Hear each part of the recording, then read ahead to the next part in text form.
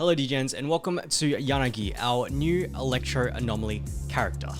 In this video, I am going to go through everything you need to know about Yanagi with a focus on how to actually play her, because after investing so many hours into her, like on the creator beta server and as well as live right now, I still think that she is a very complex character that probably has the highest skill ceiling in the game by far. There are just so many optimizations and opportunities in her gameplay because of like her skill animations, iframes, the ratios, the stance switching and all of that. And I'm going to simplify it so that you don't get lost in all of it. Just don't worry too much.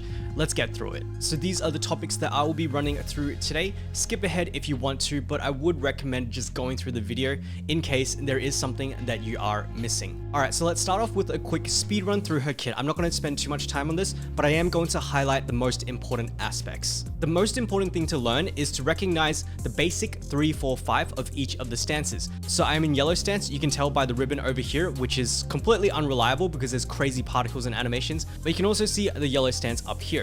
All right, so I'm going to go for it.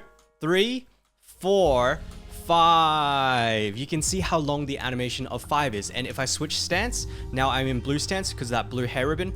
3, 4, and 5. That is another really long animation. I'm sure you know what I'm about to say about it. But the gist of it is that one is vertical slashes, yellow is vertical slashes. As you can see, a lot of verticality. And then as for the blue stance, it is very much horizontal slash based. What is important isn't like knowing, oh, it's horizontal, it's vertical. It's knowing when the 5th hit is coming so that we can animation cancel it. And so aside from that, the only other two important things is that EX skill will change the stance. So my hair ribbon is now blue. I click EX skill and it is going to turn yellow. And the last is the hold EX with the energy, which does this kind of like pierce through, jump into the air and slam. All right, and so with the kit out of the way, I want to focus on a couple of different topics. The first is buff management. Now everyone talks about maintaining the blue and the yellow buffs. So if I just hit EX skill, you can see I have both buffs available. And these buffs are great. They're relatively easy to maintain. If you're in one stance and you can see, oh, one of them is not lit up, just press EX skill, you will get the other buff.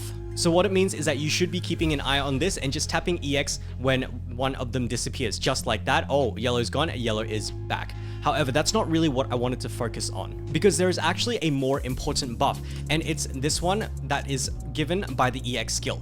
This over here. I'm going to go into my effect details and you can see core passive lunar eclipse. Now it's not only lunar eclipse that gets buffed, so this thing gives extra disorder damage, but when you use the hold EX skill, the slam, this one right here, boom, this actually gives you 3 things. The first is the disorder damage, the extra disorder damage that we just saw. The second is actually electric damage increase by 20% for 15 seconds. That itself is already more than the blue and the yellow buff together. But the most important thing isn't going to be in the core skill over here. It's actually in the EX skill.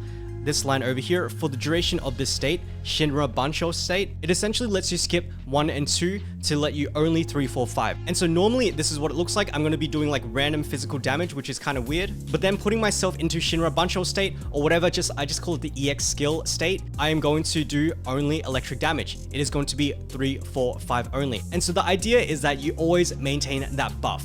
Right, it's gone. I need to bring it back up and I'm going to just auto attack until I get the energy to do it again. I'm not going to like straight away spam it, but what I can do is I can wait for it to just before it expires, I can go for the slam again. And that's completely fine. Because remember, if you don't have that thing up, you are losing 20% extra electric damage and 250% disorder bonus damage. And so the thing to note about these 3 buffs is that they all last for 15 seconds, right? So it really just lines up with the EX skill. That's why I recommend that you don't spam your EX skill. So if I'm going to go with unlimited energy over here, what you're going to see a lot of people doing is they're just going to say, oh, just hold the EX skill, slam 1, slam 2, and then slam 3 times. That is not exactly the best idea because you might not be able to hold this buff. And so it's for that reason that I would say space those out and just make sure, instead of like caring about whether you can slam 3 or not, just care about maintaining this buff. Hold enough energy so that you can maintain it 100% of the time. And so I said that the fact that we can kind of do this basic 3, 4, 5, this is really important, but I never really explained why.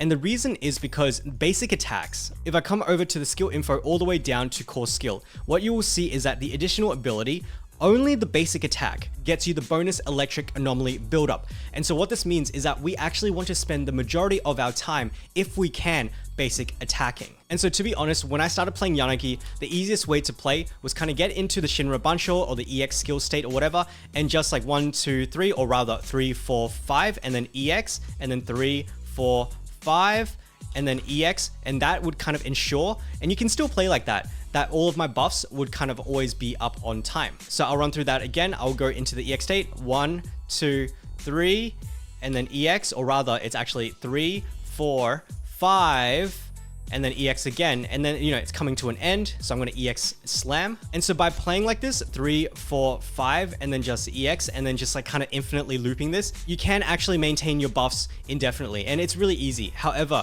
every time you use an EX skill, it is going to be significantly less electric anomaly buildup. You really want to be using your basic attack. So if you can, actually use your EX skill as little as you can. So use it enough to maintain your buffs for the blue and the yellow buff, but if you don't need to use it, don't use it. All right, and so here is where that gets really important, this extra electric anomaly buildup on the basic attacks.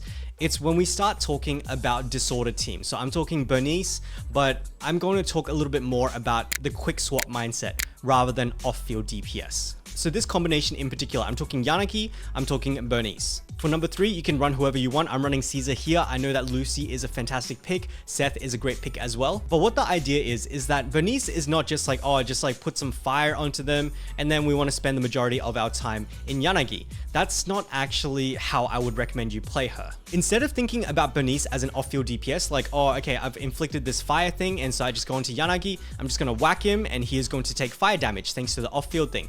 No, think about this as a disorder team. And the idea of this team is that we are trying to proc disorders, right? And so if they are shocked, we want to burn them. And when they are burnt, we want to shock them, right? If they are burnt already, we don't want to burn again. So for example, let's like push them all the way to burn. And let's say that I do burn him again. It's not going to get me that much extra damage, right? It would actually be a significant DPS loss if I just like kept going and burned him again. And so the idea is he's burning. All right, switch to Yanagi, and I am going to lay waste to him with my electric stuff. So he's still burning, and I'm going to go all the way for a shock and then switch to Burnice. And then so since he is in shock, I am going to try burn him, and it is going to trigger disorder. And now he is in burn. So now I go back into Yanagi. That's probably the easiest way to kind of put it. So when he is in one state, do the other one. He's burning right now, I'm going to try shock him, right? And so he's shocked, I am going to go into burn. And so playing like this will help you get into a more quick swap mindset, right? But the other reason as to why playing with this mindset is so important is because you're probably running the same set as me, which is the Chaos Jazz. And to be able to trigger this effect, you're going to have to switch in and out. Quick swap, you're gonna switch. The issue that a lot of people are having that are running this team, or at least Yanagi and Burnice together, is that you spend too much time in Yanagi and then you don't spend enough time in Burnice, which means that you actually end up running out of the yellow gauge, or you don't proc the Chaos Jazz disc set. All right, and so next I want to talk about animation canceling, because 3, 4, 5, like I could probably brew a cup of tea in the time that she used to do that 5 animation. And so let me get back into the EX state, and 3, 4, 5, quick swap into Burnice, and she is still going, and then I can do whatever I want. And so to be honest, it's not animation canceling into Burnice, it's animation canceling into whoever you want, right? It could be the Lucy skill to get you like the attack buff, it could be the Seth, it could be the Caesar buff or debuff, but a lot of the time, yes, the right move is probably to actually go into Burnice. So you can see Burnice is about to go and lose all of that gauge. I want to actually come into here, use the hold left click, and then go burn that load, right? Now, this is actually really hard. It takes a lot of practice, because going from Yanagi to Burnice, 99% of the time, most of you are going to have a very similar configuration, and it means backward swapping into Burnice. And the other reason why it's so hard is because Burnice has a hold left click, which is this one over here, or hold basic attack, sorry. But Yanagi does not have a hold basic attack, and it just actually does nothing. She actually is more of a hold EX skill. So the inputs that you're doing gets really freaking complicated, which is why it actually just takes a crap ton of practice to get it right.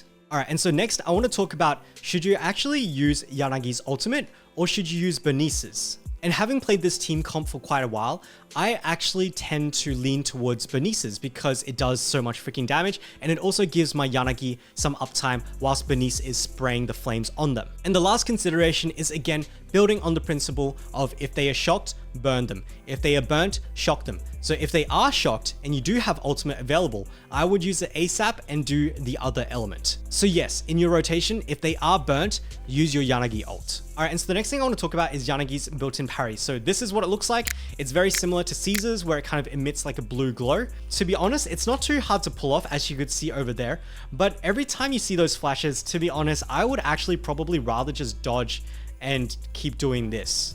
In my opinion, it's kind of just like adding another layer of complexity where you just really don't need it. She's already complex enough. Just go for the dodge counters. It's just so much easier. All right, and so the next topic I want to talk about is there is a better stance kind of position, right? So we have the yellow stance, which is very much like the vertical stance, and this one has a lot of iframes, it has higher ratios and all of that. And then we have the other one, which is the blue stance, and this is kind of like your quick slashes, and then people feel that that one is inferior because of its lower ratios, less iframes, whatever. What I'm here to tell you is that don't worry about which stance is better. Don't worry about which stance you're in. What's important is just recognizing the 3-4-5. There is no point in arguing which stance is better because you are going to spend probably 50-50 of your time in each of the stances, maybe 60-40, but remember that we have to maintain those buffs. Every time we use the EX slam skill, that changes the stance. Every time we use a normal EX skill, it changes the stance. We're not going to be able to play only one stance anyway, so don't insist on it, don't worry about it, and instead, focus on all of the other fundamentals, such as your 3-4-5 animation canceling, such as your inflicting burn, and then go to shock. And then so when he gets shocked, like now, then go into burn. Focus on these kinds of principles instead of like, oh, which stance is better. Focus on maintaining your 2+1 buff, your 3 buffs on Yanagi. Focus on these things, and the stance playstyle will actually play itself. Don't worry about which one is better. All right, and so the next thing I want to talk about is what I call the Seth Rina problem. And it's that they share the same typing as your Yanagi over here. They are all electric. And this honestly applies to all teams that are kind of like mono-ish, or if you're running like same attribute team members as your main carry. So for example, your Jane and your Caesar, I'm sure a lot of you have been like thinking, oh, Caesar is not contributing very much to the attribute Anomaly, and she's probably lowering my damage for Jane. And so when we run Jane and Caesar, or if we run like Yanagi plus Seth, or Yanagi and Rina, or maybe all three of them, Yanagi, Rina, Seth, there is actually absolutely a case for your Seths and your Rinas to run attribute Anomaly, or to run Anomaly proficiency, stuff like this, right? Freedom Blues, plus 30 AP, and then also reduce Anomaly build up res, Anomaly mastery, equip, come down here, we get another one of these bad boys, AP, instead of running what I usually run, which is crit rate. So normally I have suggested like, oh, for your supports and for your stun units, just run like crit rate, get that little extra bit of DPS. However, in such an Anomaly focused meta, I would probably say, consider this. Consider running Anomaly proficiency, Anomaly mastery, and also just Freedom Blues in general. This is gonna have more synergy than if you're just running like the traditional crit rate on Seth and whatever. And to be honest, even outside of Anomaly characters like that, let me take for example a Zhu Yuan, right? Zhu Yuan is crit based, and for my Nicole, who is the other support on the team, imagine if Nicole could actually have the Anomaly mastery and Anomaly proficiency. So she would be helping trigger corruption more and more frequently, right? And the reason why this is impactful is when you go to any of the discs, these discs are conditional to the attribute Anomaly. And so what that means is that the more we proc corruption, the more uptime on this 4-piece set, where we get more crit damage over a longer period of time. Same kind of thing goes for our Lucy, right? Imagine if she was built Anomaly and she actually had faster build up, triggering burn more often. And we had like a character like Soldier 11, and then the 4-piece set for Inferno Metal, we're going to get a higher uptime on the crit rate because we're going to have Lucy helping us trigger burn more frequently. So this is absolutely something that I'm working on, but it is going to be a lower priority thing. All right, all of that said, before we even talk about W engines and discs and all of that, let's talk about stat priority. And stat priority is always going to be pretty straightforward. Anomaly proficiency is number one. However, what a lot of people are doing is that they're reading this skill over here, or maybe this one over here, and they're looking at the polarity disorder and thinking, oh, AP is the only thing that matters. No, don't forget that attack affects your shocks, and then your polarity disorder is based on your shock. So absolutely AP number one. No, I don't dispute that.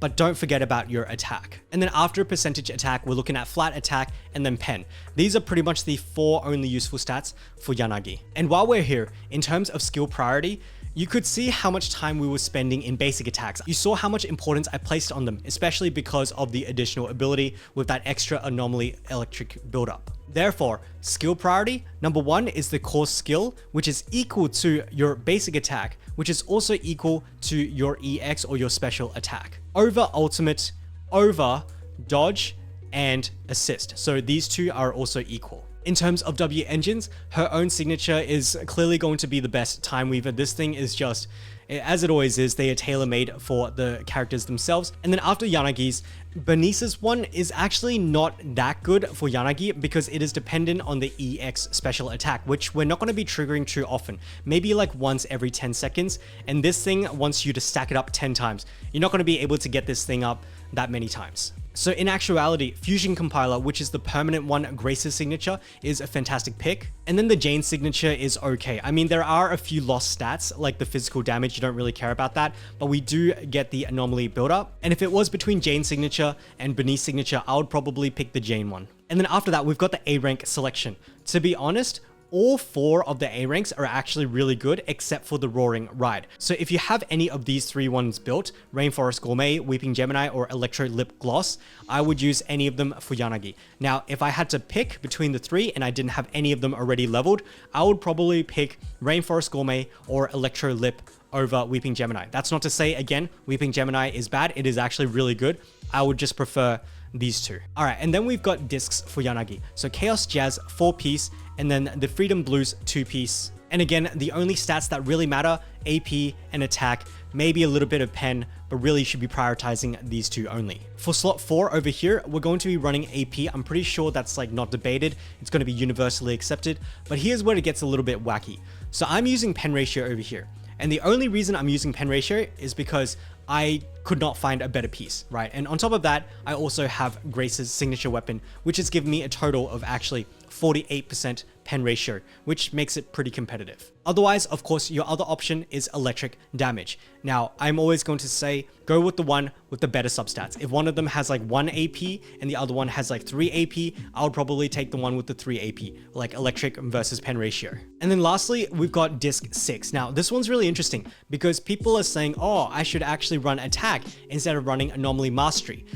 Yes, but also conditional. Because if you play Yanagi in kind of like a mono electric team, then Anomaly Mastery, 100% agree, it actually does not do anything for you. You want more attack so that your shocks do more damage because the shock just refreshes and you're gonna have 100% uptime on that shock anyway. So Anomaly Mastery, don't worry about it. However, if you're going to be playing like how I described in this video, which is very much if they're shocked, burn them. If they're burned, shock them. Then Anomaly Mastery absolutely helps that, right? Because it means that you're getting your electric shock faster and then you're going to burn them and that electric shock is going to get removed. And then we're going to try to repeat that cycle. All right, and so next, let's talk about Mindscapes, Cinemas. M1 is nice, but at the end of the day, this is pretty much, oh, extra damage. Thank you.